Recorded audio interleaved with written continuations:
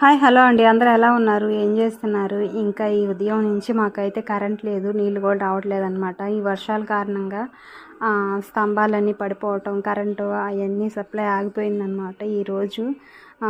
సరే ఖాళీ దొరికింది కదా, మా వారు కూడా ఇంటి దగ్గరే ఉన్నారు. హ్యాపీగా కబుర్లు చెప్పుకుంటా మా సాయి నేను టీ అయితే పెట్టుకొని తాగుతున్నాము. ఇదిగోండి కరెంట్ వచ్చింది. నా ఫేస్లో ఆనందం చూసారా? ఎందుకంటే మిషన్ దగ్గర ఎక్కువ బట్టలు అయితే ఉన్నాయి, అసలు గోల చేస్తున్నారు ఇవ్వమని.